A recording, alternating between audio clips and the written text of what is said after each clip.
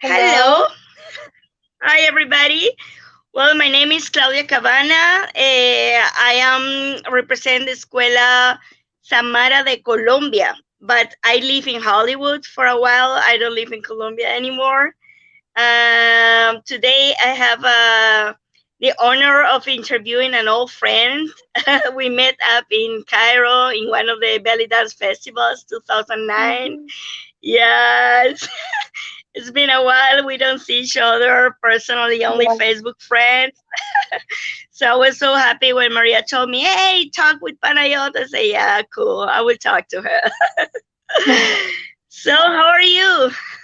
Good, thank you. It's so nice to reconnect with you, and I'm really honored that you guys invited me to give a brief presentation on Greek belly dance and what it means and what it is, because not too many people talk about it. So I'm very happy to see you again, and I'm very happy to be part of this lovely festival. And I love the name that you guys selected. It's awesome. Sure. What do you want to say about that name we selected? Yeah, so before we get into it, I just wanted to make a comment about it. Not too many people know where the word minat is coming from. Usually in our industry, we have been accustomed to say Mina, MENA, Middle East, North Africa. However, several years ago, a very, very famous American belly dancer who is of Moroccan, German, and Armenian, Turkish descent. Her name is Madam Lee Ali, and out of respect, I call her Madam. Uh, she started a movement, a lot of controversial discussions that were really needed in our industry on social media. And she went on to say that we should add a T because it does not represent Turkey, because so many dancers globally, they think that this dance is only from Arabic speaking countries, like nowhere else it exists, or it's only North Africa and other Arabic speaking countries, but this is not the case. And when everybody is so used to saying Mina, Mina, Mina, and you don't know there are other countries as well, it kind of loses its value and its real what it is and where it comes from. So she added the T, Minat, for Turkey. Okay. And we're Okay. very close. We're very close friends, and we were discussing. And I was having a conversation with my mother, and I say, "Okay, what should we do? Like, okay, there's movement, there's change happening in the industry, but nobody's talking about Greece or the Greek people or the Hellenic people because we're technically considered Hellenic, not Greek. Greek is a Western term from our Mhm. colonizers." Um, and we were discussing. She's like, "You wanted to talk to her, tell her about the age." And I didn't want to go do a change by myself because she made such a movement to change this. And I asked her, Madam Leah, what do you think about this? Because don't forget the Greeks, and I'm also from Anatolia, present day, which is in present day Turkey. And she said it's a very good idea, and I agree, and I support this. And she backed me up as well. So my mother and I are the ones that coined the term with the H. So what you see, Minat with the H, the T originally from Madam Lee Ali, and the H from my family. So it's good. It's important for people to know Okay. this. Very interesting. Yeah, I didn't know that. You see, I'm still learning. yeah, and After 20 years in belly dance, I still learn many new things. yeah. I'm still learning as well. So Yeah, and even like sure. the So Hellenic people. Yeah, sorry. no, go on. Sorry. So, The H, it represents Elas because in the West they call us Greek, Greece, but technically my passport says Hellenic Republic. It does not say Greek. It does not say Greece. It's Hellenic Republic. So Hellenic Elas, Elava. That's how we say it in Greek, you know? And oh, in Arabic speaking okay. countries, they call us Yunan. So if you speak to people that speak Arabic, they say Yunan, Yunanistan or Yunania. I'm Greek female, Yunania, Yunan. And this word comes from the Greek root word of Ionia, which was the ancient Greek region of present-day Turkey. So Yunan comes from the Greek word Ionia, the ancient Greek tribe of this region. So that's another little thing to add that people should be aware of, because a lot of people are dealing with Oh, dances from the Arabic world. great. So Well, I didn't that's what I know want to that. say. Good to know. Greece is in Yeah. my bucket list. I haven't been there. Oh, you should And come. when I It's say beautiful. I want to go so badly.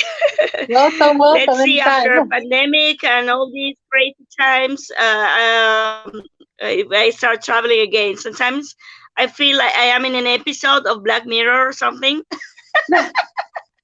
You know, they show Netflix where everything is so weird. I say, whoa, it's real. Yeah. Well, I actually organize events. For people. I organize events. Cool. Maybe one time you can come. It's called the Greek Orient Conference, and it's in collaboration with Nurhan Sharif, one of my mentors. Excellent. Well, tell us a little bit about yourself. There is some people don't know you. What do you want to share with us? Where did you born? Your family roots? Yeah, so I'll be brief. I was born in USA in Boston. Both my parents were immigrants, like off the boat, literally. They met in America. I was born in Boston. I grew up in a Greek town here in Boston, and in a part of, Greek town area of Boston, which was also encompassing a Greek, Lebanese, Egyptian, Hispanic, and African American, but mostly Greek, Lebanese, Egyptian, and Hispanic mostly.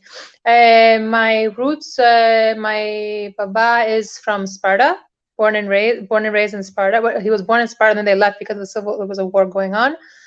And he was raised in refugee areas in Athens. And my grandmother has roots in Smyrna, which is in present-day Turkey. Smyrna, known as Izmir today. My mother, she's born in refugee areas in Greece, also coming from present-day Turkey. So I'm like Anatolian Greek, as I refer to myself, and I use this term very often in the belly dance community. Not too many people were using this word before me, so just know it's coming from me.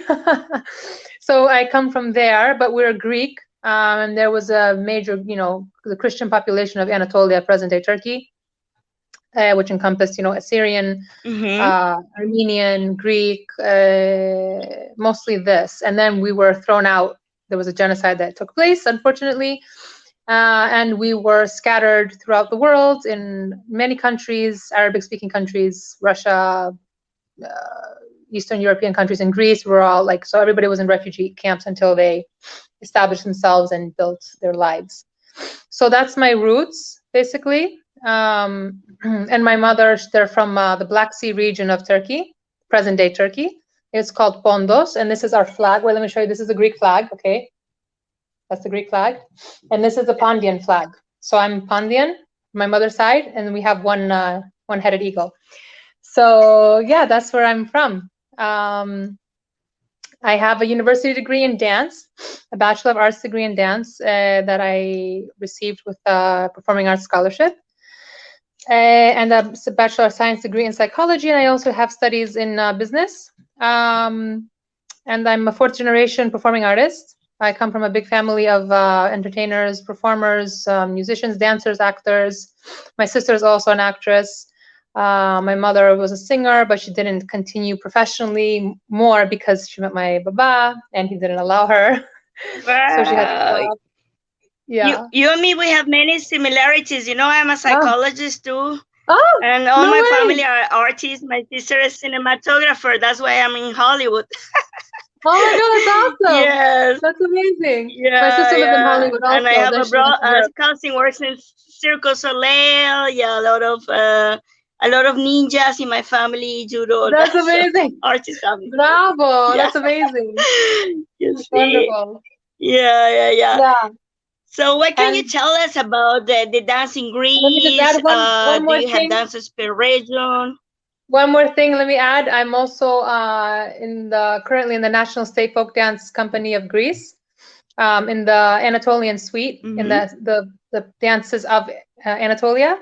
And I specialize in folkloric dances of Greece, and specifically from the Greeks from Anatolia, because this is where my roots are from. So yeah. Okay. And I run an institute, Hellenic Arab Folklore Institute. You can find it on Facebook. We're still working on the website. It's a work in progress. But you can find me on social media, Hellenic Arab Folklore Institute. So I will look for it. Sure. Thank you. So to talk about the dances in Greece, yeah, I made some notes, I will tell you. So in each region, including our islands, we have our own dances and stylization. Of course, it varies from village to village. You can't say, for example, one city, this is how they're going to do it, but when you go to different villages throughout a specific area, they're going to dance it a little bit differently, and the posture and whatever, like, you know, each area has its own. It's not just like the area, it's also the village. It changes as well. We have, for example, the dance sirtos, which is a dance that can be found throughout Greece, but it's very different depending on which region of Greece you're going to be looking at. It is a traditional line dance. However, we do have sirto tsipteteli, which is basically Oriental Greek music that can be danced as either sirto line dance and as belly dance. And we'll talk later about what is tsipteteli, what is Greek belly dance, how it is considered. Some other dances, for example, will be Pendozali Malevisiotico, which is from the island of Crete. We have Ikariotiko, which is from the island of Ikaria, although there is conflict in this dance originally because it's different when it's danced in the island of Ikaria, and it's different when it's presented outside of the island. So there's always some kind of conflict of what's like the original and what's the proper way to do it, you know. It's danced very differently outside of the island, and it's not the original. So I just use as an example, but you can find some articles I have written on that on Shira's website. I also write articles and a lot of music translations for Shira. So www.shira.net. You can find a lot of information on Greek stuff. Yeah, she's wonderful. Yeah, and okay. So you want more dances, or that's it? You want to move on? Tell me a little bit more about rhythms, instruments, whatever you can share from Greece. You have any particular rhythms, instruments there, different? Okay, so for the rhythms I mentioned before, well, I was going to mention our dances are named after usually the songs that are being used, and sometimes the rhythm is called by its dance.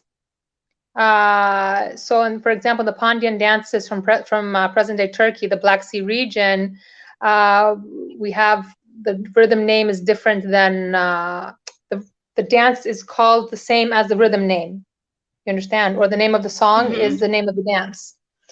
We also have, for example, the Bekiko dance, which is a rhythm, but in reality, we do mention it as 9/8, but it's not the only 9/8 style. There's different dances in the family of Zebekiko and different rhythms, rhythmical patterns that they're similar to this dance. We have Karsilama, which is also 9/8 for the rhythm. Kashlama, as they would say in Turkey, but it's not only a Turkish rhythm and dance, it's also Greek, and I have written about this. You can check Shira's website. Let's see. Sorry, let me go back. Okay. To know more about like the Greek, the comparison and the similarity with the Arabic rhythms that we know of today with the Greek, I really highly recommend reaching out to Dr. George Sawa and buying some of his books and reading his materials, because he is a trained musician and scholar. Like, he writes books and articles on these things, and he has presented a lot of information that says like the beginnings of it and how it is linked with the Arabic rhythms and whatnot. So it's a good source to have. Dr. George Sawa, he's on social media. Yeah, so we have also the Rebetiko rhythms, which is where this the idea of Greek belly dance came from, and it's from the Greeks of present-day Turkey. And under this category, Oriental dance falls under this category. So it's Oriental dance. We have Zebekiko, Hasapiko, mainly these three that fall under this category. And Rebetiko, there was conflict between the Turks and the Greeks, as they were saying that Rebetiko is a Turkish product, like it's, it was from the Turks. But it was 2 years ago inducted into registered with the UNESCO World Heritage site, this major organization, global organization, that has credited the Greek people that the Rebetiko genre belongs to the Greeks, and it was birthed from the Greeks, not by the Turks per se. Yeah, so another thing is not just the rhythms that one must understand. We also have the way that we sing. So, for example, in the Arabic music, when you hear mawal, in the Greek music, we have amaneh. So aman, I've written about this before in Facebook, but it's like with the beginning of the song, like aman aman, aman aman, like these things, It's also an important part of the dance and the song.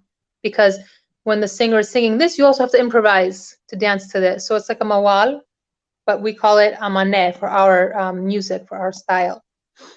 The most common instruments that we have for Greek Oriental music and dance is the bouzouki.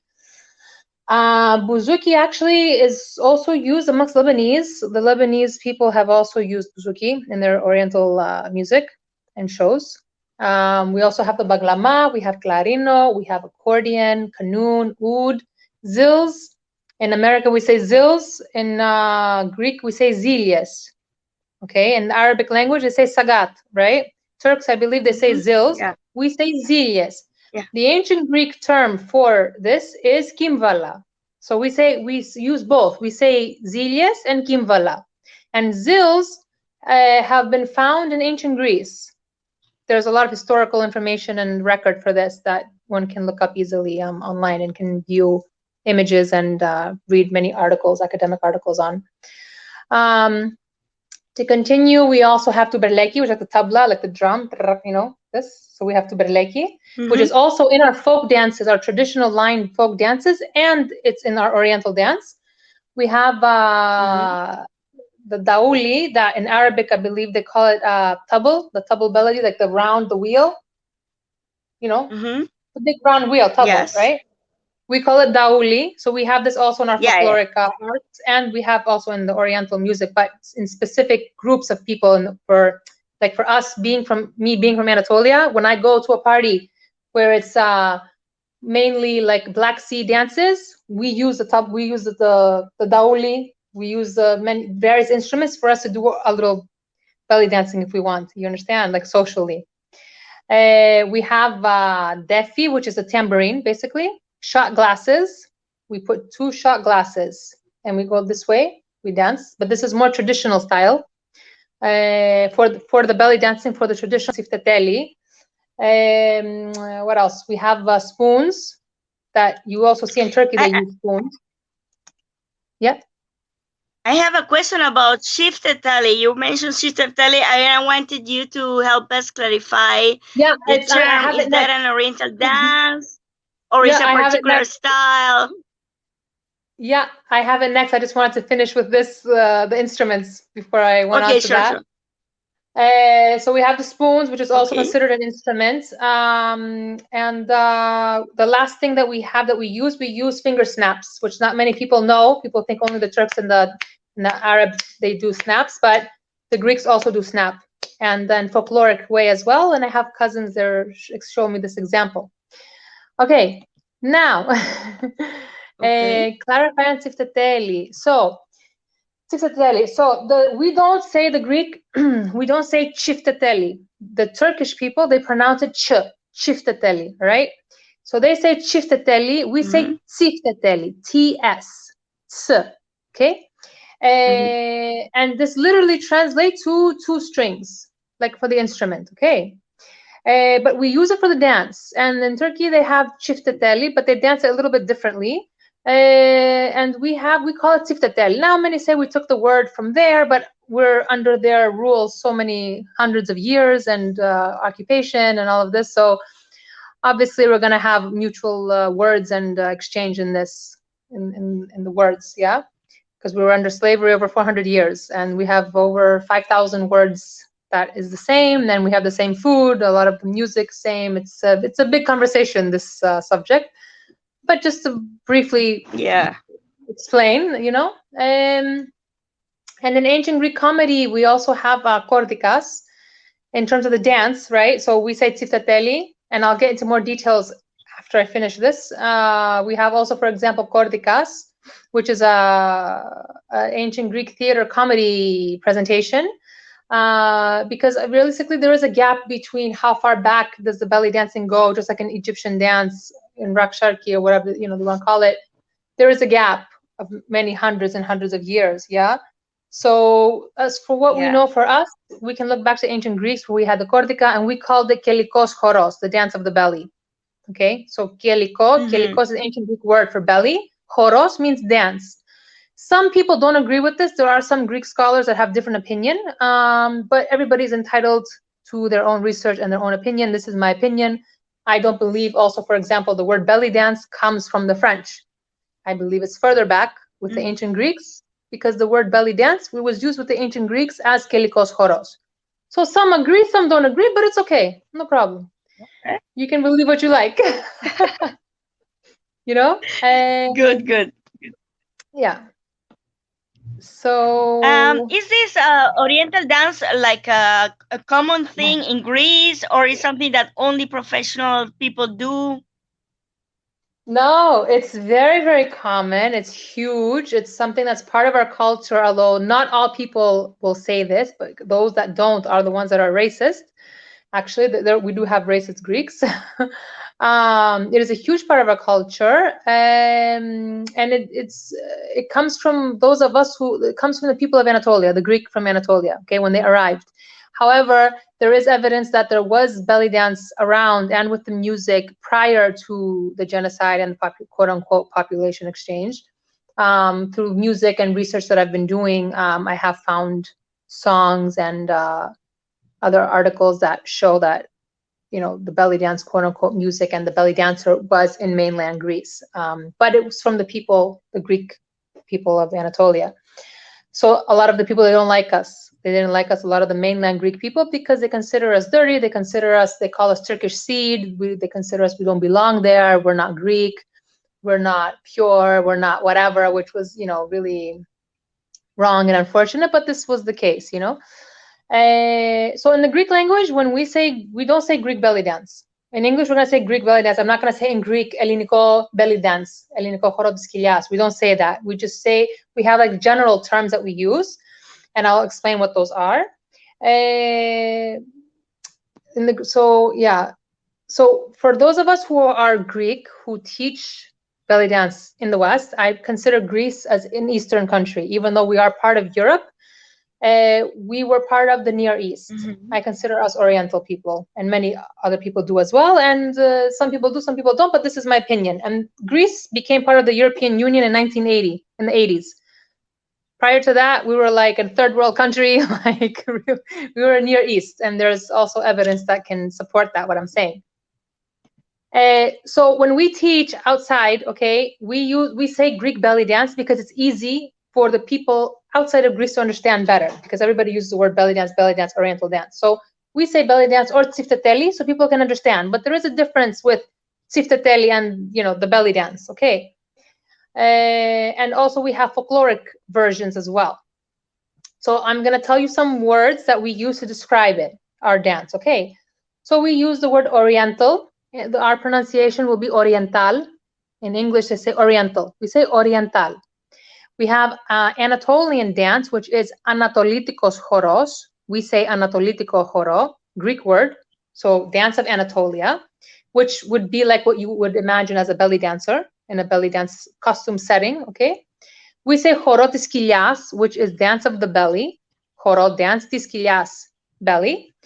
We can also say Hanumiko or Hanumisa, which is belly dancer, Hanumiko style. And there are many songs, many Greek songs that use the word Anatolitiko choro, Hanumisa, Hanumiko. You can find my translations on Shira's website. We say Arapiko choro. Now, there's a controversy with this term because today the word Arapiko is considered a vulgar racial slur. It's like the equivalent of the N-word in the English language. But back then, it was used to refer to as Arabic lands, Arabic regions, Arabic-speaking regions, okay? We say tsifteteli, and we have tsifteteli also has different categories. It's not just one, okay? We have sirto tsifteteli, which is sirtos is the traditional dance, but we have music that is, you can be danced as a line dance, and you can break off and do belly dance, tsifteteli, our social dance. Which is how in Egyptian dance you have belly, right? It's like the social dance. So for us, it's the same. Tsifteteli is like our social dance, how belly is for Egyptian. We have like karsilama tsifteteli sometimes. There's like karsilama music that can be used to improvise like in belly dance way. I'm using the word kind of interchangeably just to explain easier way for people to understand, you know. We have paradosiako tsifteteli, which is traditional tsifteteli, because there is folkloric version. Not many people know this or mention this. there is a traditional tsiftatelli, and even though still in its traditional form, even though it's still like a social dance, it's still presented on stage. In all the folk dance companies throughout Greece and in the Greek diaspora, we have a rebetiko section of a performance, or Anatolian or Smyrna style, or from northern present-day Turkey, but for the Greek people, we do present this on stage in a folkloric, traditional way. So we're not going to be in a belly dance costume. We're going to be like covered, maybe in a dress, maybe in a 20s, like, you know, the style that it was then in present-day Turkey, because the Greeks from Anatolia were very wealthy. The majority were very highly educated, very wealthy. Western fashion, they wore like, you know, they were very elegantly dressed. So, and Greece at that time, mainland Greece was like a third world country, like poverty. So we were much more better off and better dressed over there. So that's what you would see, that costume, that look, you would see it in a more covered traditional way. We have modern tsiftatelli, which I consider modern tsiftatelli being that there's so much influence today with social media, with the YouTube, with like so many dancers from all over the world training in Egypt and other places that have been influenced. So you see the modern tsiftatelli social dancer even adding extra moves that you would see mostly coming out of Egypt, or, you know, for me, Egypt, okay, for example. Then finally, we have politiko, tsiftatelli, and Smyrneiko. So politiko, let's go Smyrneiko. Smyrneiko tsiftatelli would be from Smyrna. So we have specific songs that are coming out of Smyrna back then, that were coming out of Smyrna, which is known as Izmir today. So traditional songs from there. And then we have politiko tsiftatelli, which is from the Poli, which means present-day Istanbul, but we called it Konstantinoupoli, or more briefly and commonly, we say Poli. When you hear the word Poli, which means like area, you know, Poli, the town, the area, the city, we say Poli. So politico. So music from this area. And again, that's a more traditional way. You would not see a full decked out two-piece belly dance costume. Like, it's a little bit more covered. So lastly, okay, so what people need to understand when they're trying to understand the Greek tsiftatelli, or the belly dancing, again, one is social dance, one is, we have performance also. Don't confuse the tsiftatelli rhythm with the dance, because we have many different styles of tsiftatelli music that has different rhythmical patterns in it. You understand? It's a different feeling. It's like for tsiftatelli, it's a feeling also. It's not just like, okay, so for example, in the West, they say the tsiftatelli rhythm. So a lot of dancers, they confuse this because, you know, they know the rhythm tsiftatelli, and they say, okay, tam taran taran tararara. They think this is, okay. We don't see it this way as Greek. Okay, all our music doesn't have tam taran taran tararara. We have different patterns that are happening. You understand? So there is, I've noticed there's confusion sometimes with Western dancer. In our community, we distinguish between, there's a difference between the tsiftatelli and the belly dance. Tsiftatelli we have everywhere in our celebrations, festivities, parties, weddings, baptisms. We learn this from our family, from the women in our families. Men also dance tsiftatelli, okay, not the stage, like excuse me, my nose, not the stage performance. And there is a way that men dance and how they support their partner when she's dancing. There are specific movements that a man would do. And there is also, for example, in the music, there are specific moments where you would do a back bend, or you would do something, and the man would support he puts a hand behind your back while you're doing your back bend to help you in a nice way, you know. And also we get up on tables, chairs, bars, stools, anything. It's not taboo for us. It's like very common. If you're have kefi, you're in the mood, like you're having a great time, you're just gonna get up on the bar in the club and just start dancing. So it's nice. Like the movies when they break the plates and the glasses. Yeah, that's kind of like, so it was happening back in the day. It's kind of like the stereotypical idea now. I mean, they do it mostly in tourist sites. Instead of plates, they throw flowers. Actually, they throw, and this is usually the buzukia. Buzuki is like how you say nightclub, but buzuki means like, buzuki is the buzuki, the instrument, okay? one of the main instruments for us, for our Oriental music. So So buzukia, when we say we're going to the buzukia, we're going to this kind of venue, right? And they're usually big venues, and they throw flowers. So there's a woman who walks around with trays of flowers, and people buy flowers and they throw it. So if you see on YouTube, go to YouTube and Google buzukia, right? Bouzoukia. Okay, and you will see the singer on stage or dancers. Literally, the flowers are like up to his knees or her knees. Okay, the stage is packed with flowers. Nice. So we don't throw plates anymore because there was like a law that was passed. No. Okay. So we have the buzukia, then we have the skiladika also, and it's like so skiladika literally translates to doggy style, but it's more like how you would see like chabi music, right? But skiladiko, like it's like a barking. It's like a different kind of class of people also that go, but everybody goes, but it's just a different feel, and it's more crazy, and it's a different place to go, you know, for fun, to have, you know, fun dancing. I don't know if I answered your question. Yeah, so a lot of dancers, for example, like when you're in Greece and you see a lot of the schools, you're not going to see, for example, on the billboard, like on a dance school, they're going to say the dances that we offer: ballet, Latin. Like Latin dance is huge in Greece. Okay, you're not going to see the word tsifteteli. You're going to see the word oriental. So or choro tis kilias, dance of the belly.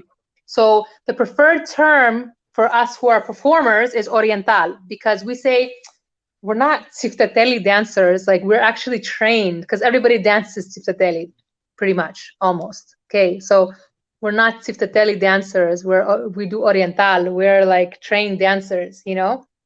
Okay. Because it is. I mean, tsifteteli is the social dance, but because for those of us who teach in the West, I personally do use the word often, tsifteteli, because people won't know, they don't understand, and it is important to know there is movement vocabulary for tsifteteli. There is, you know, you can implement it in an Oriental show. It has its own way. It's simple, but it's also hard at the same time. So I don't know if I answered your question. Yeah, actually, well, we are out of time, but I guess we will need like many interviews with you to learn more. Oh no! Yes, because they only give us 30 minutes and it's 35 minutes. Oh, it's gonna shut now, right? Okay. Yeah, but anything else you want to add? If we have a minute more. That you want to say? Check Shira. Follow my work on Shira's website. I add frequently information and read the music translations, because I add a lot of historical and cultural information, and in the footnotes. I hope you enjoyed this. The Greeks have impacted a lot the belly dance scene, and in America, and in Greece, and with Egyptian dance, and in Turkey. We're everywhere. There's a lot of major influencers who were coming out of Egypt from the golden era that were Greek. So I guess that's it. Great. Well, great. I guess I will be looking more in Facebook, your work and all that, and getting very curious. Look me up in the old Belly Dance Matters. Now I think it's called the Minat Discussion. But if you put my name in there, you'll see a lot of things that I have written. I have given a lot of information for free, so you guys can go there and find it. Yeah. Oh, darling. Well, it was nice seeing you again after a long time. Thank you for having me. Thank you. It was awesome. Yeah. And lucky to be chosen to interview you. I hope to do it again. Oh, shukran. Okay. Besos. Muchas gracias. Okay, afwan. Ciao. Keep in touch. Take care. For sure. Bye.